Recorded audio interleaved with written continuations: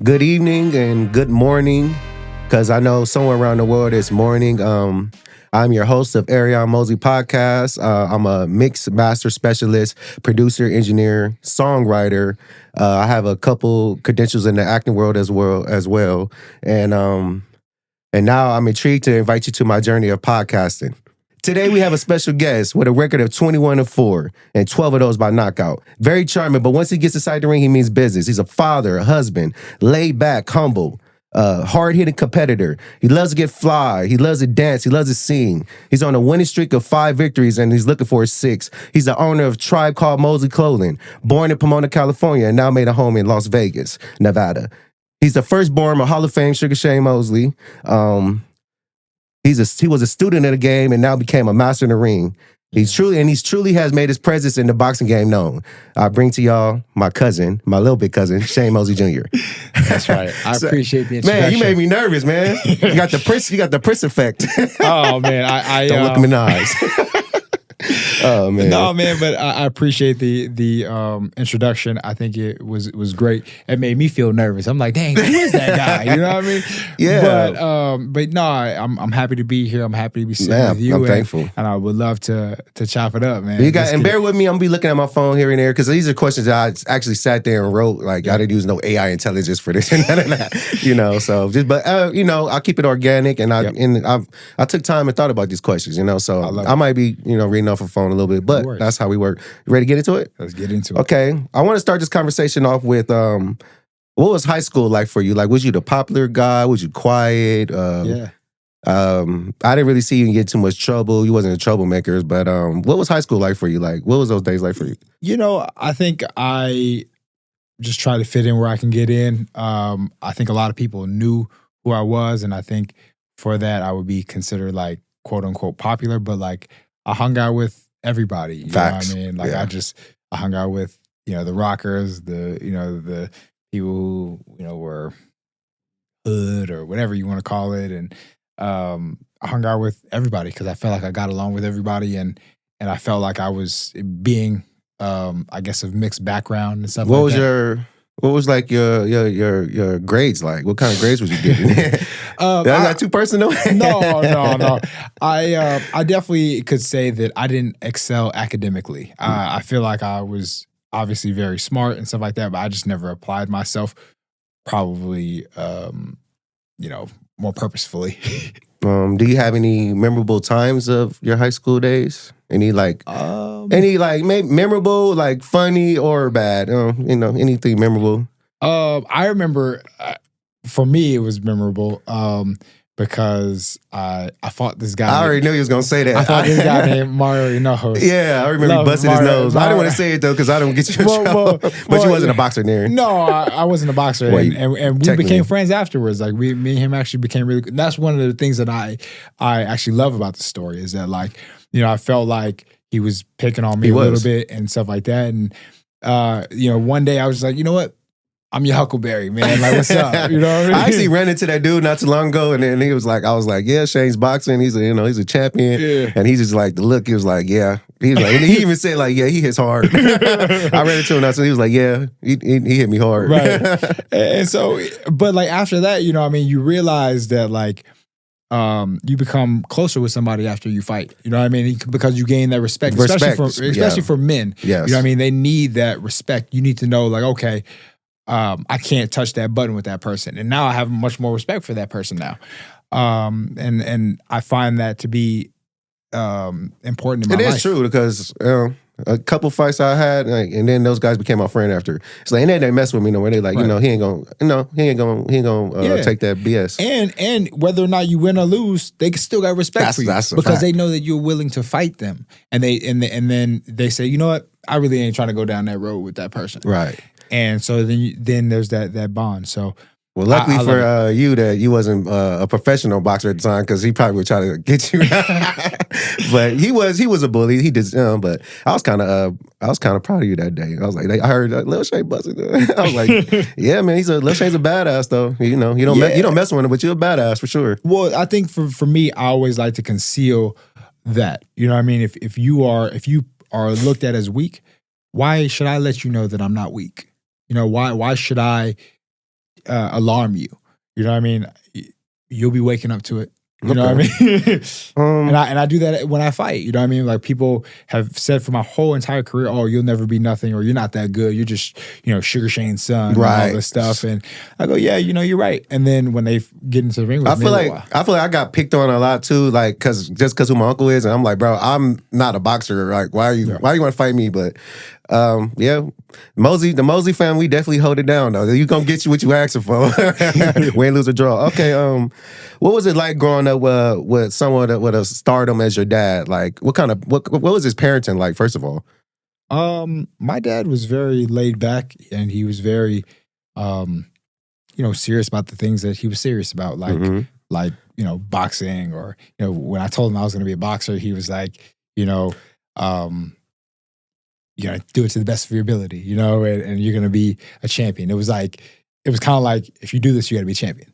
Like, that's it. That's it. You know what I mean? Like, right. You don't do this to be second or like, and even not to say that you have to be perfect, but it was just like, that is gonna be your goal. There's no like plan B. There's just like plan A. And like, if you're gonna go down this road, like, expect to be champion. Right. And there's no not being a champion. I mean, you got to follow. That's what. And like 10 years later, I'm still in the journey. You know what I mean? Like, it's like, and so like for me, it's like a lifestyle. And because I did do that, and I think that's an important principle. I mean, same as I'm a Christian.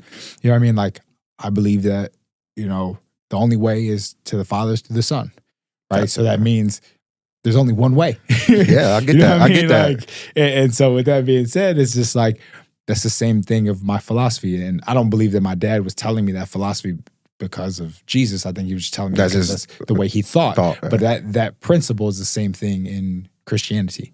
Because obviously, you seen your dad at his because growing up with your dad, you seen him at his lowest when he was like trying to be on the road to becoming a champion. Not the lowest, but just working towards becoming a champion on the grind. And then you seen him at his we got the iconic Sugar Shane Mosley. So can you tell, like, what two things did you see from that, or he's still like the same? Like, I would say for my father, and like my dad was very much so, like, when he was there and home, he was very much so there, right? We did everything together, dinners, all that stuff. But when he was gone, he was gone. He was doing what he was doing, and he was trying to be legendary and trying to be great, right? And he did this thing that I don't do, which is go away from his house and stuff like that. I don't believe in that philosophy. Yes. But it worked for him. You know what I mean? He was great because of it. He went up to Big Bear or, wherever else, Vegas, so on and so forth. And he would do training camps out there. And that was kind of like the philosophy of, great fighters back then. It's not necessarily the same philosophy nowadays. Some people still keep that. Some people don't. I'm not one of those people that do.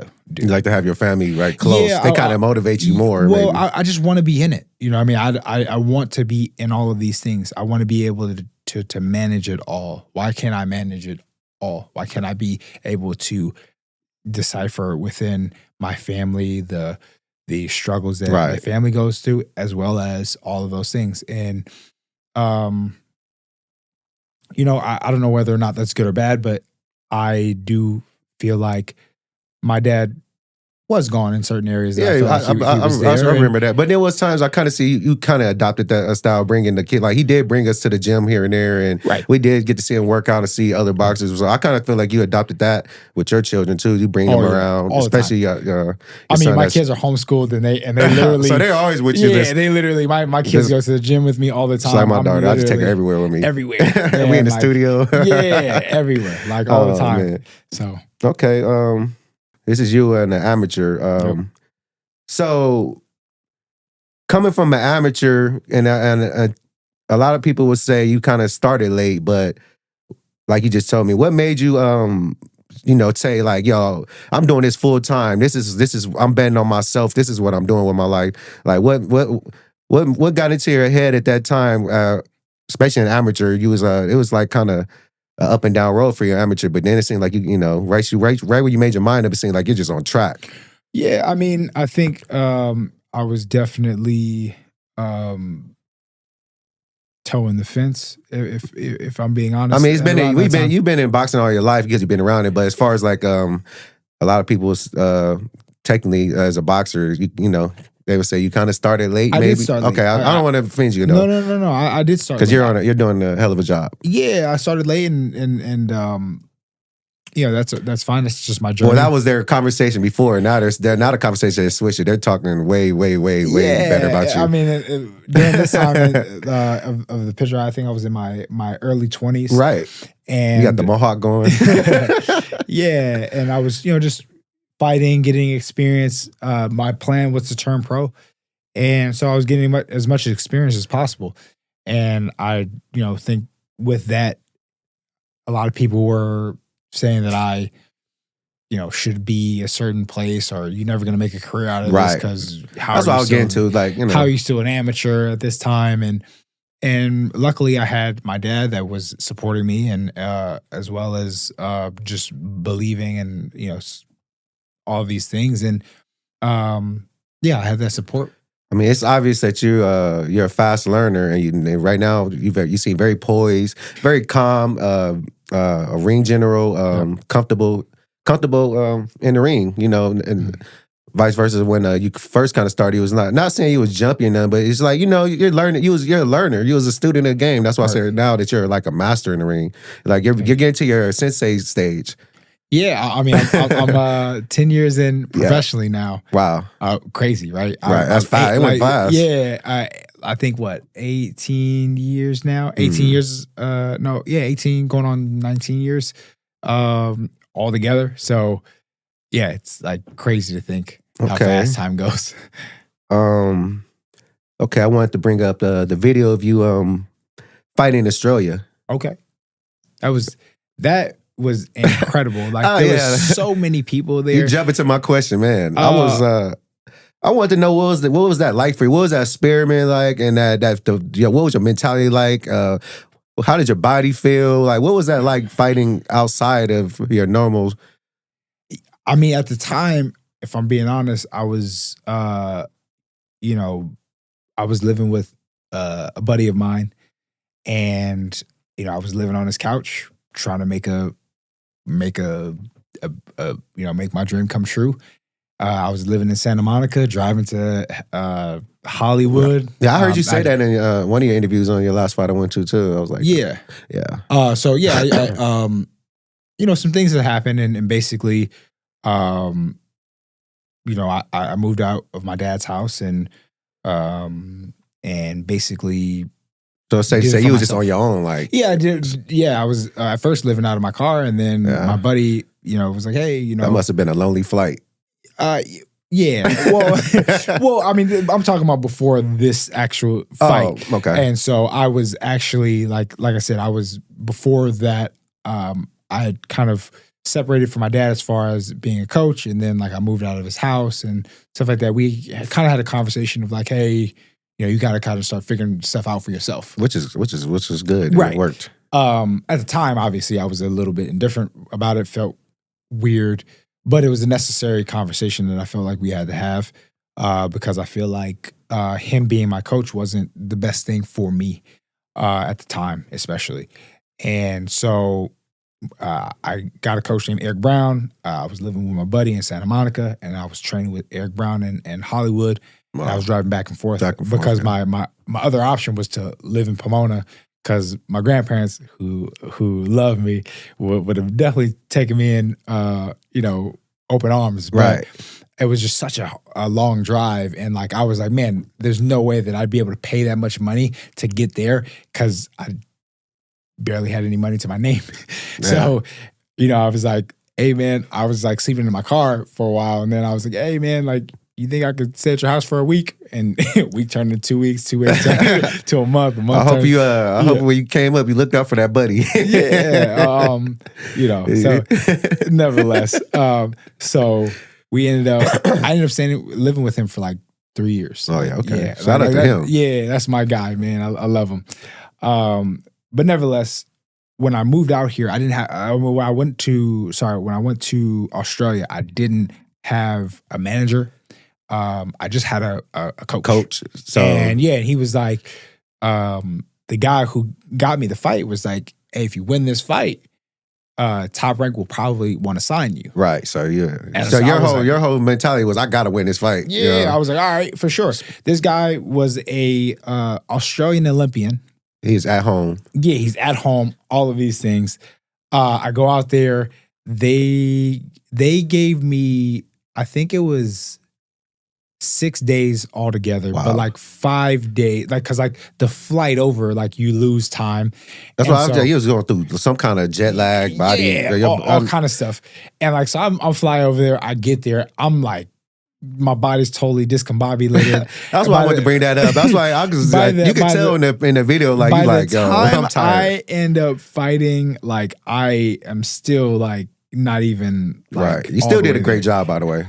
You know, it could have been better. feel like because you wasn't home, you know. It could have been better. It could have been better. But you, for all, just saying all that, I mean, you wasn't home neither. So yeah, and like I said, like I was living on the couch, so I needed as much money as I could get, and that was my opportunity. And I was like, oh, you know, like if I win, I could, you know, go over there and fight for Top Rank. So I was like, yeah, let's do it. You know? Speaking of coaches, I wanted to bring up this picture of Larry Wade, Coach Larry Wade, a title holder, Hall of Fame inducing, boxing UNC coach, coach of the year. What is it like working with that guy? Like, I see a lot of people work with him. I love him, and he believed in me when nobody believed in me after the Contender. Like, you know, again.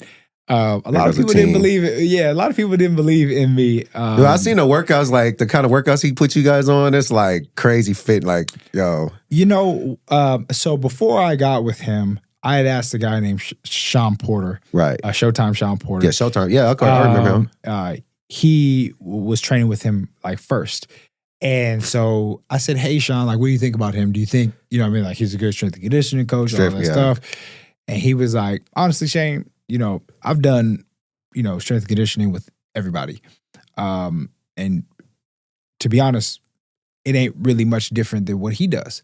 But where he is different is his mentality. Right. And what he brings to you and can help instill in you in that way.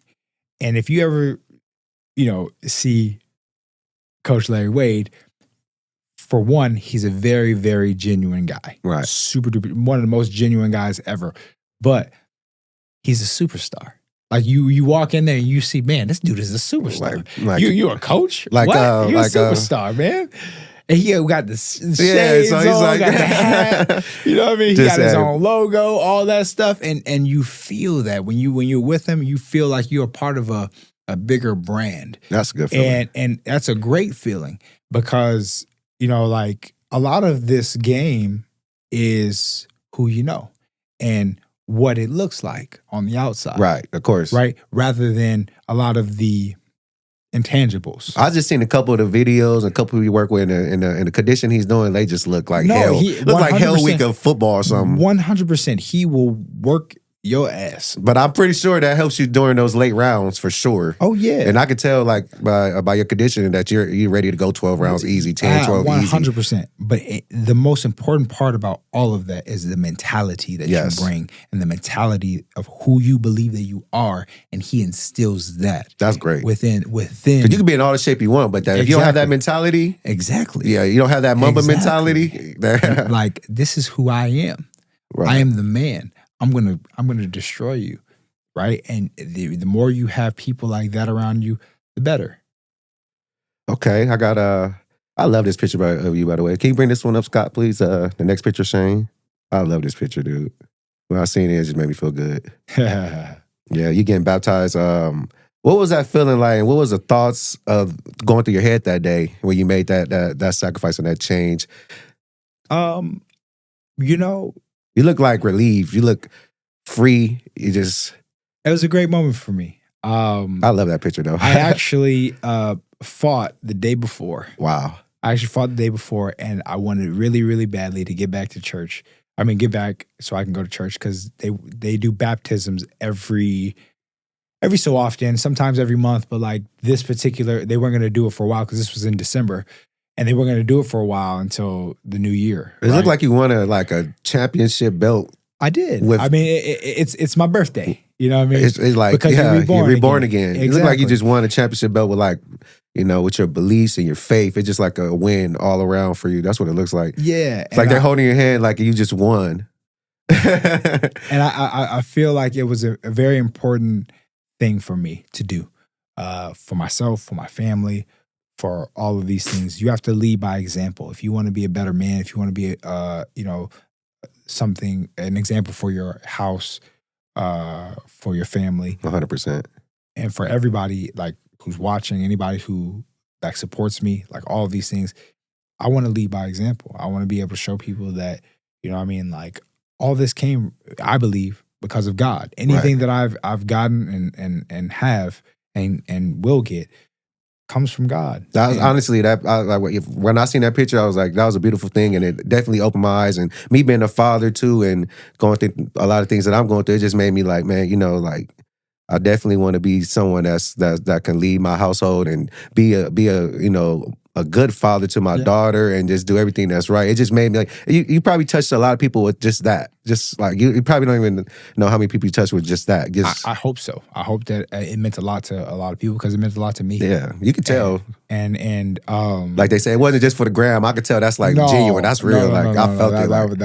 That was a big moment for me. And like I said, I just fought the day before, and I had been dedicated when I was young. My mom dedicated me as a kid, but like I never really, I believed, but I didn't fully believe. I didn't know the walk, and I didn't really, and I'm continuously learning. I'm not like some like, I know everything. Like but I'm continuously learning. I'm continuously growing, and my faith is towards the Most High, and He's leading me and working through me, and I hope that I could always be a light for people.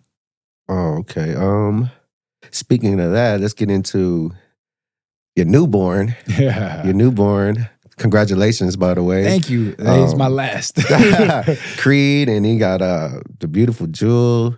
Yep. Your two sons. Yep. So Zayden, Audison, Jewel, and Creed. You got a whole Brady bunch. Yeah, they go right there. Yeah. Your beautiful wife, Lissa. Yeah, man. I'm blessed. I'm super duper blessed. What's fatherhood like for Shane Mosley Jr.? What is that like? It seems like he's loving it, dude. It's like you're a rock star dad. I saw you the other day when Grandpa had that party. You had the stroller with the two kids in it. The other was trailing. I was like, yo, dude's like full time. Yeah, I love my family. You know what I mean? I do everything that I do is for my family. And it's a blessing that you can, you actually, not saying that anything against anybody else, but when you actually, love the person you made kids with and genuine, and it's actually the person you want. It's just, you could tell when it's just natural and you guys look good together, man. But what's fatherhood like for you? I think that is a purposeful thing, and it brings more meaning to fatherhood. It brings more meaning to a lot of those things. I'm not saying that you can't have meaning if it isn't that way, but I have a lot of purpose in my kids because I love my wife so much. I love our bond, and I feel like I have to lead my family, and it gives you motivation to want to like a guy that got the wife he wants or the girl he wants. That makes he want to get up and go to work and get that bread and feed his family, and he's happy to get up and do it. Vice versa, that's and vice versa. She helps me, and she's supportive of everything that I do. And she helps me where I can grow in areas, and she's one of the reasons why I'm a believer. And also, one of your sons is into boxing also as well. Yeah, my oldest. He's looking. I seen him. Yeah. How's that working for you? That's brown sugar right there. Brown sugar.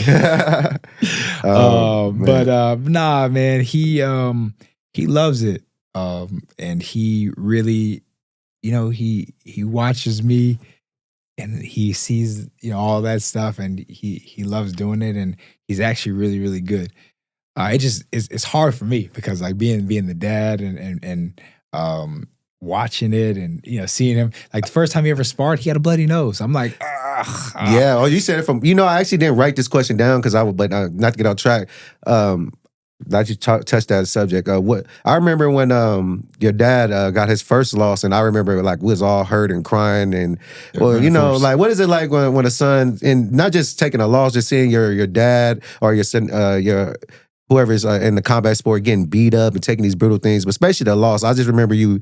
I remember you being real sad. I was sad too, and we was just like, it's like almost like your hero like took a L. Like I remember that 100%. Day. So can you speak of that for the listeners? Yeah. So the thing of why I feel like that is a difficult thing is because there's nothing that you can do. It's a very helpless feeling. Right. So when you're watching something happen and there's nothing that you could do to stop it, it's a very helpless feeling, and you feel vulnerable. You feel, just at a loss. Yeah, it's like a superhero loss or something. 100%. Yeah. And so you see this thing happening that hurts you very badly, hurts somebody that you love, and there's nothing that you could do about it. I remember that day like vividly, like yesterday, because I was just like, and it hurt me. I'm like, yeah, because Uncle Shane is like our hero in a way. Yeah. You know. So this next picture I'm gonna bring up. What was it like working with Golden Boy and Oscar De La Hoya? Man, what was those? I personally have nothing but nice things to say about them. I think that I wouldn't be where I am today if it weren't for them. Mm-hmm. Right? I wouldn't be the star that I am. I wouldn't be as noticed as I am if it weren't for that. A little bit of controversy, obviously. What was that conversation like with your dad? Obviously, I was going to get to. So, I came to him and told him what was going on, and at the time, nobody was willing to promote me. I was coming off the Contender, and there wasn't really many people interested in it because I had lost in the finals in the Contender. Right. And they were like, oh, he's a kind of a letdown, and you're just you're going to be a journeyman type guy. And, they opened up the doors and said, I think we can build him up and make him into something. We don't know yet, but we can make him into something. And sure enough, I feel like they did. They definitely put you on the big platforms, and yeah, I got those fights. Was a lot of fights I went to. The seats was filled, baby. Yeah, I got to fight some really, really good fights. Demetrius Ballard, Gabe Rosado, Danny Jacobs. I got a lot of good opportunities with them, and so I'm very, very thankful for them. I wouldn't be in the position that I am today if it weren't for them. Do I feel like they did their very best, and could they have done more? Absolutely. I think that they could have done more and better for me. Do you think it was holding back a little just because of the grudge your dad and him had? Yeah, I think that there is a little bit of favoritism, or I think that they're biased towards their own race, for one. And two, I do believe that Oscar holds on to people that he feels is better than him. Right.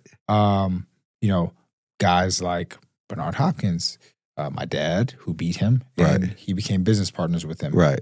In my opinion, in a way to kind of stagger them and hold them back. Or be able to have a hold on them. And I do feel like Oscar is a bit of not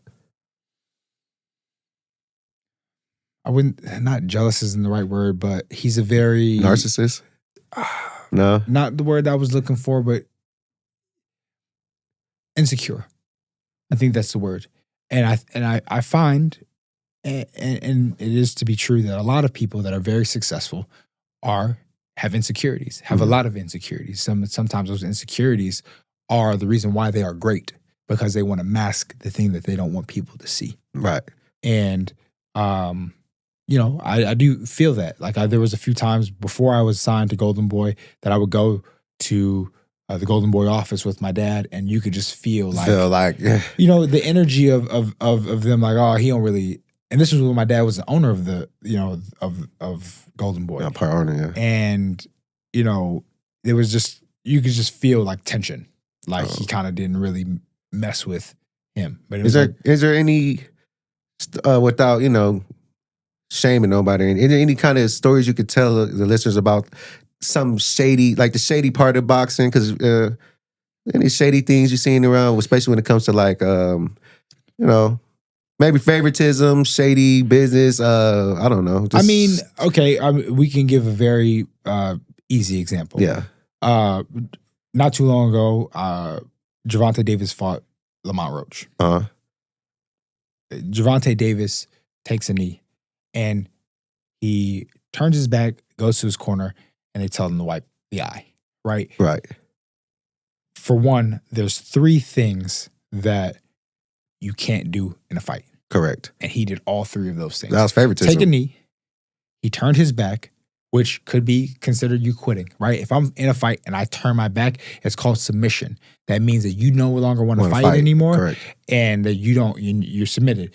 When Miguel Cotto fought Antonio Margarito for the first time, the last part before it got waved off, he literally backed up, and took a knee and quit. That's submission, right? So usually when somebody turns their back, they don't want to fight you, right? That means I'm trying to run or cover up, right? So he turned his back to the referee, which could be, obviously he wasn't submitting, but he was turning because he was trying to, but if you do that motion, it could be considered a submission. Then if you are in the corner, and they give you a towel, that's white, throwing the fight. Well, no. So if, let's just say, for instance, something happens, right, in the fight, and the referee stops the contest. Correct. He says, "Hey, coach, come to the ring, wipe his eye," whatever the case is. The coaches came up there and did. He didn't get an order to do it. Then you can then do it, but they can't talk to you. They just have to do their job and then go back, and then he starts time again and it goes, right? But Gervonta Davis shouldn't be able to call a timeout. Hey, come up here, wipe my eye. He took the referee's job away from him, right? And so shouldn't the referee be kind of blamed for that? Well, in a way, he didn't the referee didn't do his job. Honestly, it's everybody's involved. That is shady, though. I get what you're saying. Perfect example. Well, it's shady for this. If the shoe was on the other foot, we know for a fact one of those 3 options would have happened. Either he would have called the fight, either the referee got it, would have kicked out the coach, or he would have got a knockdown. One of the 3 things would have happened for sure, and that would change the outcome of the fight. And I believe that it should get changed. I believe that it needs to be fair. And unfortunately, for people that are in the high seat, you have got a job to do. Yeah, you have to be the example. Like I said before, so now, you have to lead by example. If I can't do that in a fight, right? And if you start doing that, like, I could just take knees whenever I want to. If I got something, what's in the my referee eye, for? Yeah, what's the commission for? Exactly. Or like you think that would be a strategy? I'm getting beat up right now. Oh, I got something in my eye, bro. You know what I mean? Like, let me tell you. A lot of people always talk about these times how boxing over the years has been scripted, but I don't think that was scripted. But I don't know. It definitely wasn't scripted, because you could tell the referee was shook. He didn't know what. He looking for a phone call. Can somebody tell me what I need to do? My boy got them eyes. They be wondering. I was wondering what he was looking at. Yeah, he was like, man, like, can I get a phone call? Somebody tell me what I need to do right now, because I am confused. Sorry, Scott. Can you bring up the picture with Shane winning his championship belt? I was supposed to go through that after talking about back ties, but let's bring it back up. I love this picture. I used that one for the Tricop Mosley. Like, that was a special moment for me. Yeah, tell the listeners what that was like for you. Like, what is all this training and all this sacrifice you're doing, and you finally get a shot? What does that feel like? What does that feel like? You know what? It was funny because this was the first major belt that I ever won. That was in Texas, right? Yeah, it was in Texas. It was in San Antonio, Texas, and it was the first major belt. He was the underdog on that fight. Yeah, I fought Gabriel Rosado for this fight. Everybody thought I was going to get knocked out, all that stuff. But one of the things, more than anything, is like rings in my mind when I see this picture. And so, like, I think 2 fights I fought for like this. It was like 3 fights before this fight.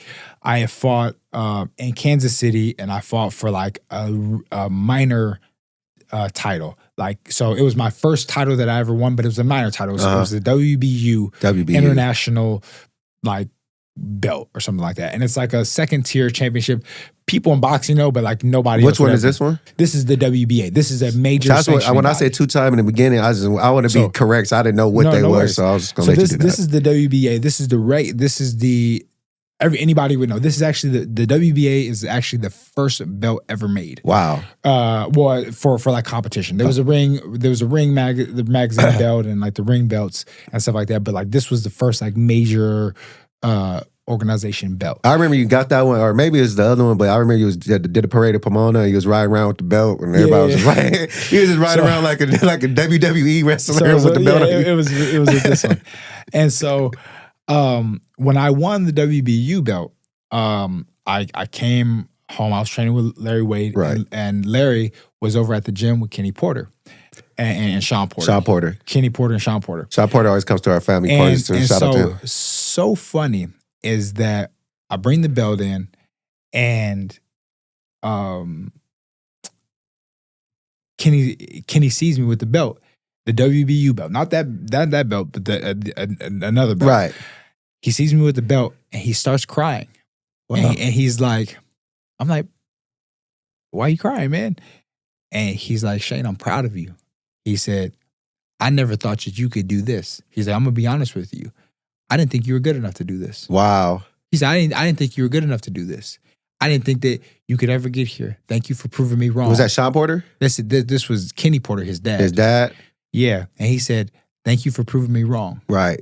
I heard not to cut you, I heard an interview with Shawn Porter talking about you, like how you elevated, you got way better, and he was like saying that he kind of like, not doubted you, but he didn't, he wasn't sure. But then the next interview I saw, he was like, yes, he's got technique, he's got the length, he's got the heart.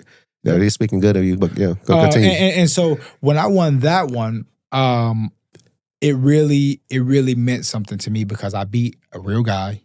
It was a real sanctioning body that like everybody knows. Yeah, Gabe. He's pretty big. To be honest, he's my hero. I love him.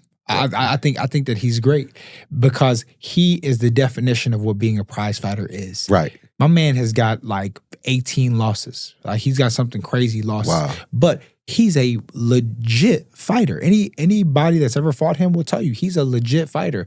He can fight. He can counter punch. All that stuff. Before he fought me, he knocked out for that belt. He knocked out the guy to get that belt. I wonder what it was, because in the ring when I saw you fighting him, I see you dominating, and you was like, you was swinging like for the fence, like you was just like trying to get him out of there, but he stayed up there. But you definitely you outboxed him for sure. He's tough. I didn't see what as far as I thought you was gonna get him out of there in later rounds because you was hitting him hard, man. But he definitely could take a punch, but.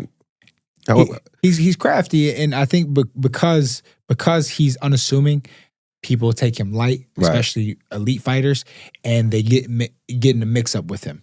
Where I was taking that away from him, I was purely boxing him. I was just beating him up because I knew he couldn't outbox him. He couldn't handle me. Yeah, he started off pretty good, but man, the later rounds, he was tearing him up. Like I was just remembering like seeing you hitting him, like damn, Shane hitting him hard. Yeah. What did he do to you? You owe you some money.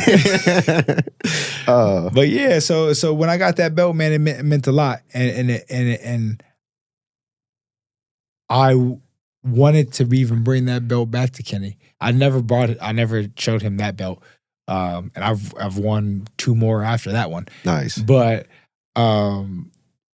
it's just like I'm gonna keep on stacking them belts. I remember Brother Nazim Richardson, who was one of my coaches. He was also my dad's coach for the Margarito fight. Did he pass? He did pass. Oh, yeah. But he used to say, get as much jewelry as possible. You get as much jewelry as possible, and the more jewelry you get, the more of a bigger deal that people think that you are. So yeah, now that your contract's up with Golden Boy, what is Shane looking for now? You're doing I kind of like, I've been watching you kind of rebranded yourself. You're doing you got your clothing line, you're doing podcast interviews, you're helping people with their clothing lines up, modeling. You've done, the last fight was a big fight. That was a big step stone. You beat a legend, Daniel Jacobs, or Daniel Jacobs, right? Yeah. So yeah, I've been seeing you rebranding yourself and just doing a lot of stuff on your own. And so, what's next now that your contract's up? Like, what are you looking for now? Well, I want to be a world champion. Like, like these are minor belts to get to that. And I want to be a world champion. I want to prove that I can be a champion, and then after that, be an elite fighter, right? Be the top of the food chain. Be the one that people want to be. Yeah, and be the undisputed world champion. So that's my plan, my goal, and I want to be with any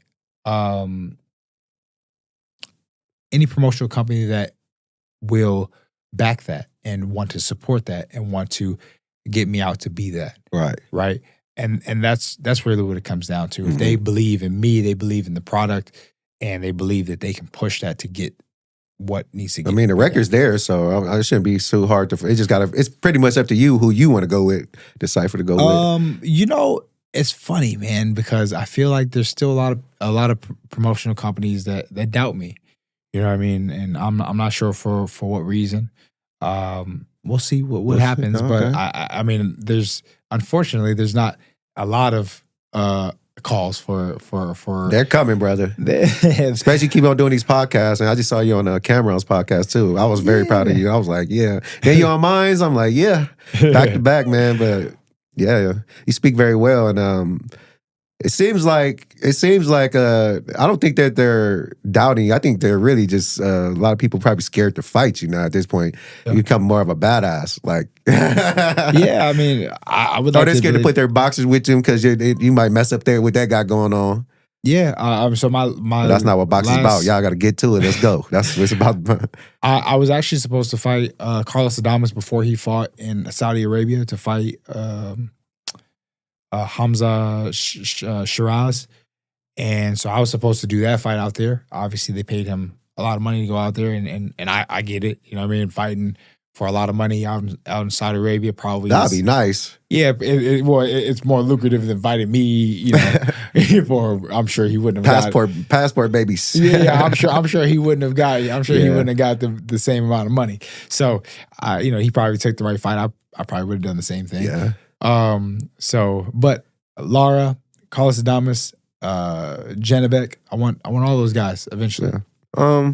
I got this picture of we got the picture of grandma. I put a picture of grandma because I just thought about, like, I was thinking about she'll be so proud of you, and I'm proud of you, and the whole family's proud of you. So I was just want to get, like, what you think grandma would say if she was here right now, watching you do all from the family, man, winning fights. And grandma don't really like to watch fights. She never really goes and watch them. But I think if she was here, she would probably go to one to go watch. Instead of watching from the hotel room, I think she'll actually go and watch it, or not the TV. But what you think she'll have to say for all your accomplishments and your achievements, your fatherhood, your journey of fatherhood? Yeah. I mean, I think about this woman all the time. I know. That's why I put this picture up too. We all do. She is the light of my life. Man, I can't even say what this woman means to me. Yeah. But, I would hope that she would be proud of me. I would hope that she would be proud of the man that I am.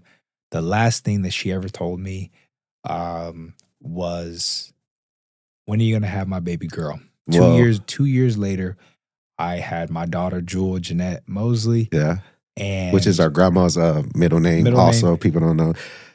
And she'll forever be remembered. My daughter actually was supposed to be born on the same day as my grandmother, which is October 10th. Right. And at the time, I was kind of like, I was mad because we had a C-section date, and it was supposed to be for the 10th. For whatever reason, it went away, and we had to move it to the 11th.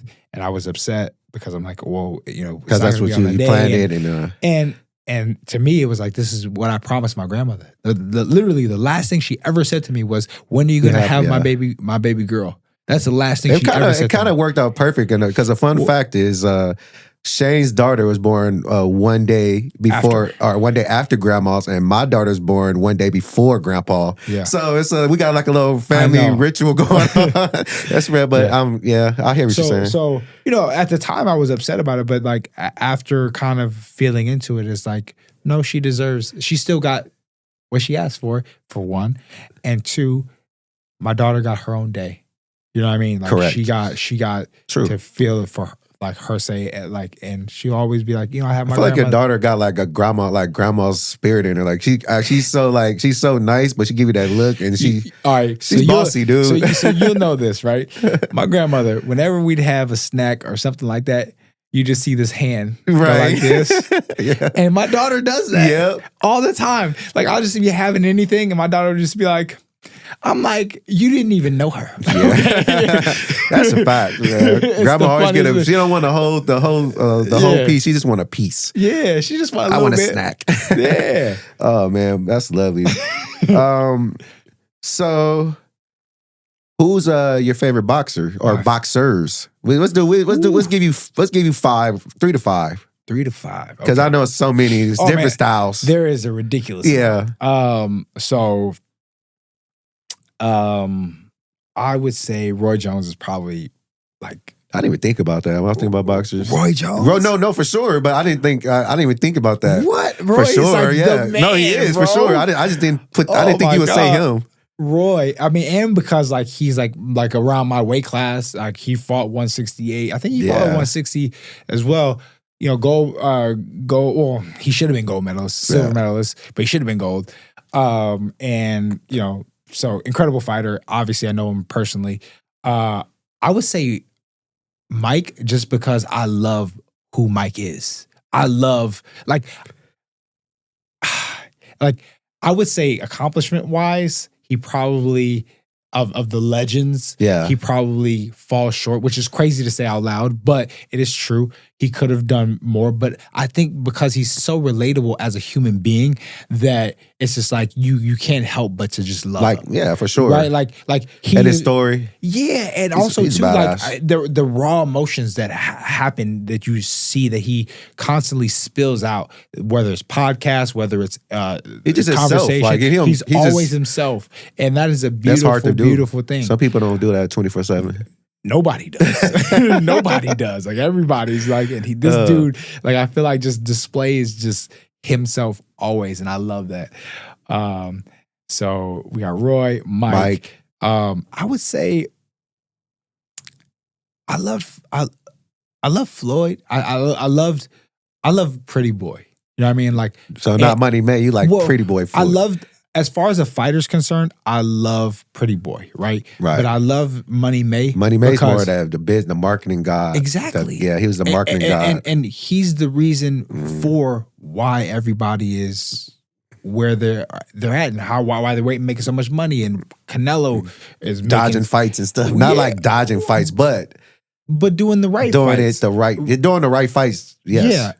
And the right fights for building that up. Now, you could always, debate whether or not that's helping the sport or not, but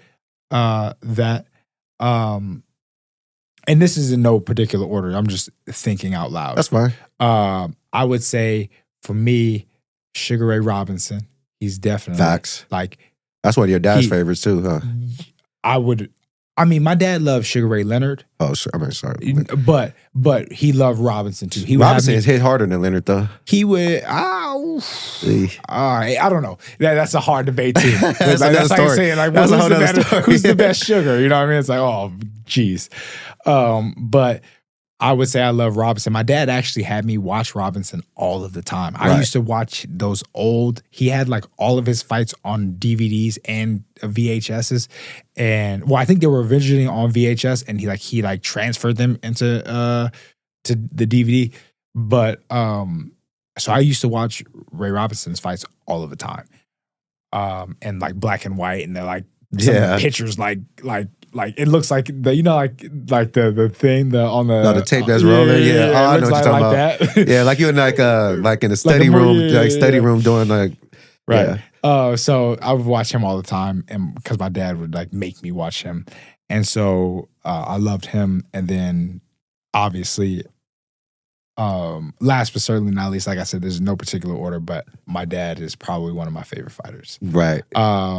And with reason. I mean, he was just a bad. He was bad, yeah. He was just a bad, especially at the lightweight. Man, he was tearing them lightweights up. As a lightweight, man, it was like a pit bull versus like chihuahuas. Like, your dad was like the Tank before Tank. Yeah, man. At the lightweight. Yeah. Yeah, my dad was a bad dude. Yeah. Early on, and he was just killing dudes. Yeah. So, and I also believe that to a certain degree, he missed an opportunity by not Moving up? conquering the 140. 147? No, 140 pound division. 140, He never became a 140 pounder. Oh. And so he skipped the division. And that's when he went to 147, which Yeah. obviously, like, he was like, you know, he did what he had to do. But I feel like he could have definitely became undisputed at 140 and then took that into 147. And then, you know what I mean? It's just like more belts, more legacy, more to talk about, right? I had a crazy question too for you that before I get to the other that I just thought of. I was like, what you think an exhibition fight would look like in with Oscar De La Hoya and your dad number 3? Like, what would that? I think that was like sell out. Yeah, I mean, if they was able to, I mean, I know Uncle Shane can definitely go. I don't know what Oscar, but what you think that would look like? I don't think that Oscar would do it right now. I don't think so. But if he did, like, what kind of chaos you think that'll stir up? I don't know if he still trains. I think, you know, he's more concerned about doing, you know, the promotional side and all that stuff. I think he's probably making a lot of money with Ryan Garcia. He don't have to do that. He don't have to. But if it did happen, like, I think I just thought about that. I was like, that'd be like, I think it would be sellout crowd. It would be cool. You know what I mean? You gotta do it in East LA. It would definitely be. It definitely would be nostalgic and fun. Obviously, Oscar's a great fighter. I'm not sure what shape he would be in right now, but he's a great fighter, and I think it would be a great contest. But I personally don't think that he would fight my dad. My dad would fight anybody. My dad would fight right now. My dad would fight anybody. So I don't. But yeah, I don't think it ever would happen. So Bud and Canelo, who you got? You know, I love Bud though, but I'm a Canelo fan. I'll fuck with Canelo, man. So I believe that Canelo is going to win. Right. But I feel like if anybody can upset the champ, I feel like he could do it. Right. Just based on his mentality, based on who he is. My one experience with him was very, very interesting. Like I saw this all the time. I probably actually said this before on the podcast before, because it was just so cool that, like, we were Did you spar with him before? No, we never sparred, but like we. You just been around, like, learning. No, I was at a fight party with him. He just showed up to one of my buddies' fight parties, and he was cool, like regular, like super regular, like down to earth, whatever, like that. One of the guys there, like, bet him that he couldn't throw a football 60 yards. Bet him, right? And so literally we out there, and there was no time frame. It was just like, I bet you just can't do it. I mean, the way he can swing his right hooks and left hook, I'm pretty sure he could. Well, we were outside for 3 hours of this man throwing the football for 3 hours to try to get this done. And he got it done. He did. He got it done. And but that's what that's why I feel like this man could do it. You know what I mean?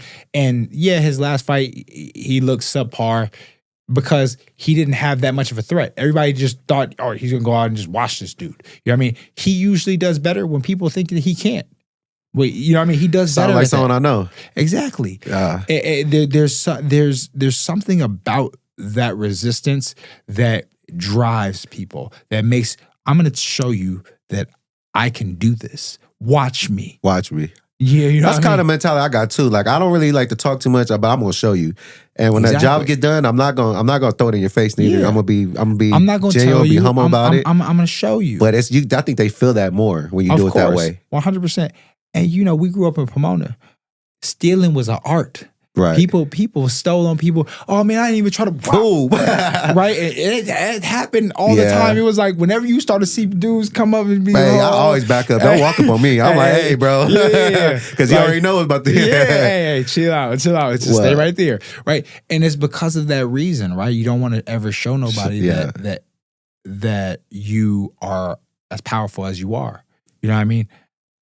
When it's time to show up, I'm gonna be there. Right. I don't need to tell you. I don't need to talk all that much.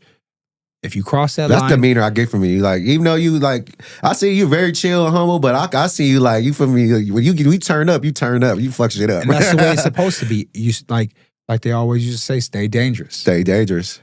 Right.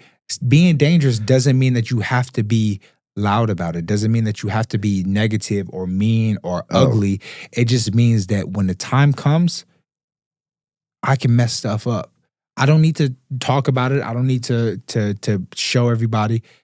But when it's time to show up, I got the work. Well, okay, we're gonna wrap this up. But is there anything that you want to plug? And also, I wanted to say thank you for stopping by, having this conversation with me. I'm very proud of you, all your accomplishments. And they're still gonna keep going. We and the whole family will root for you.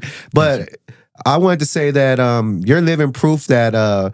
Like when they say, when they have a professional, someone that's in the professional sports or something like that, their son can't be as great. You're living proof that that's just a myth. You're showing all the doubters, and you're making your own lane, and you're embracing the moment. And I'm just happy to see you do good and well.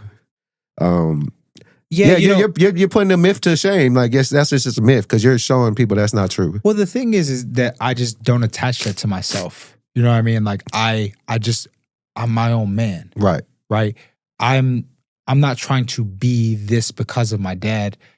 I was introduced to it. I was around it because of him, but I do it because I love it. Right. I do it because I want to show my mark in this game. Right. So if you disassociate with that and you don't carry his thing, right? You carry your own, then whatever it is gonna be, it's gonna be. And that took me a long time to get. And it took me a long time to understand and believe that. And when I did, I feel like it helped me to grow, not only as a man, or not as a fighter, but as a man. Right. Right? Like, I'm not you. You're you, and I'm me. I want to be the best me that I could be, and I hope that you're proud of that. Right. And I hope that you can support me as me, not somebody trying to be you. Correct. Right. And so when you do that, you disassociate. But I think a lot of times, sons of legends, hold on to their dad's identity. They always try to say, you know, that happens, but you're living proof that that's just a myth. And I could tell you this, and generally, like, you know, after all the fights you've been through, you could tell by the way you talk, and you mean business. I could tell that you mean what you're talking about. You're not just rambling. Like me talking to you right now, and I always talk to you, but like for the last couple of years, like the shit you say, I believe. Like, yo, he focused. I believe what he's talking about. But yeah, is there anything that you want to plug? You want to bring up the Scott, the Laurie picture and Shane? Is this fight going to happen? Anything you want to plug? Your business? Anything that's new? Yeah, man. Hopefully the old man will give me a shot before it's too late. That's why I did that. If you look at the picture, before it's too late. Yeah, literally before it's too late. And then like that guy that's behind him is like, it's supposed to be like him getting old. Oh. He got like a walker. Everybody thought that was like his dad or something like that. But like that was just me like just playing around. Like just trying to get the fight. Cause like I want to fight the best. I want to fight him. And I do believe that he's the only legend in my weight class. Yes. And why not beat him? Yeah, I could beat the other guys 100%. But I would rather beat him. If I could beat anybody to become the man, why not beat the man? Right? When people talk about you know, the middleweight division, you have to bring up his name, and he's considered a legend. And so I want to be a legend. So why not try to beat the legend if I have the opportunity to? Okay. Well, thank you for stopping by. Like I said, Tribe Called Mosley. Yes. I also did a song for him. We got that song out. He has the clothing, so please check it out. Follow his Instagram. Tell people where they can find you. Shane Mosley Jr. I keep it simple. Simple, yeah. I think on X it's like one Shane Mosley Jr. Twitter is like, not Twitter. TikTok is the same. And yeah, man, go follow me. Yeah, man. Yeah, that's Life Inside and Outside the Ring with Shane Mosley Jr., episode 3. This is the Arion Mosley podcast. Much love. We out. Boom.